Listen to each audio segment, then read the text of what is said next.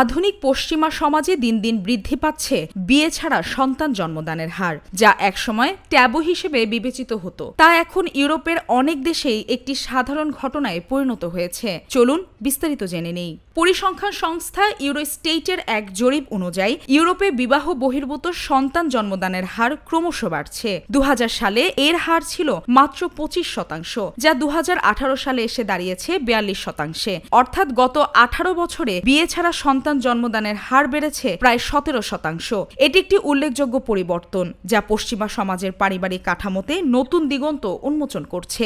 এই প্রবণতার শীর্ষে রয়েছে ইউরোপের বেশ কয়েকটি দেশ। এর মধ্যে অন্যতম হল ফ্রান্স।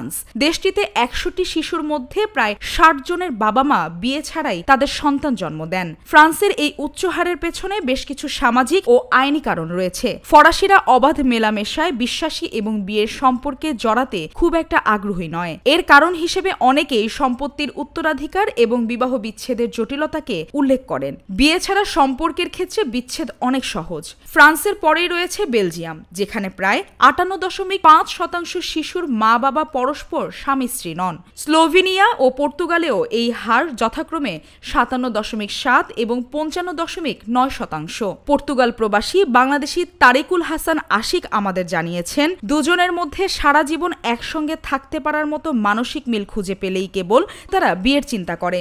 ক্যারিয়ারের জন্য বিয়েতে জড়ায় না অনেকে। বিয়ে ছাড়া নারী পুরুষের সম্পর্ক বিচ্ছেদে আইনি ঝামেলাও নেই। তিনি আরও বলেন, সন্তানের ভরণ পোষণের দায়িত্ব রাষ্ট্রই নেয়, তাই অভিভাবকত্বের বিষয়টি সুরাহা হলেই আর কোনো সমস্যার মুখোমুখি হতে হয় না। সুইডেন, ডেনমার্ক, এস্তোনিয়া এবং নেদারল্যান্ডসের মতো স্ক্যান্ডিনেভিয়ান দেশগুলোতেও এই হার 50%-এর উপরে। বেলজিয়াম, চেক রিপাবলিক, স্পেন, ফিনল্যান্ড, হাঙ্গেরি এবং অস্ট্রিয়ার মতো দেশগুলোতেও 40%-এর বেশি শিশু বিয়ে ছাড়া জন্মগ্রহণ করছে। তবে ইউরোপের সব দেশেই এই প্রবণতা একরকম নয়। ইতালিতে এই হার তুলনামূলকভাবে কম, 34%, আর জার্মানিতে এই হার আরও কম, মাত্র 33%, যা ইউরোপের 26টি দেশের মধ্যে 20তম। জার্মানিতে বিয়ে ছাড়া সন্তান জন্মদানের হার কম হওয়ার পেছনে বেশ কিছু কারণ রয়েছে। আদি জার্মানরা এটিকে অনৈতিক মনে করেন এবং তাদের মতে সন্তান পালনের জন্য শুধু বাবা মাই যথেষ্ট নয়, স্বামী স্ত্রীর দায়িত্ব ভাগাভাগির প্রয়োজন রয়েছে। জার্মানির সরকার বিবাহিত দম্পতিদের বিভিন্ন সুযোগ সুবিধা প্রদান করে, যেমন বিবাহিতদের চাকরি পেতে অগ্রাধিকার, সন্তান থাকলে সরকারি ভাতা, বাড়ি পেতে সুবিধা এবং 2 বছর পর্যন্ত মাতৃকালীন ছুটি, যা বিয়ে ছাড়া সম্ভব নয়। এই সুবিধাগুলো অনেক জার্মানকে বিয়ের মাধ্যমে পরিবার গঠনে উৎসাহিত করে। এটি স্পষ্ট যে ইউরোপের বিভিন্ন দেশে পারিবারিক কাঠামো এবং সামাজিক মূল্যবোধে ভিন্নতা রয়েছে।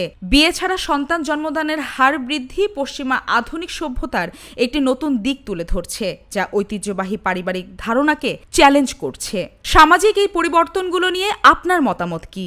আমাদের কমেন্ট সেকশনে জানাতে পারেন। আজ এই পর্যন্তই। পরবর্তী সংবাদে আবার দেখা হবে।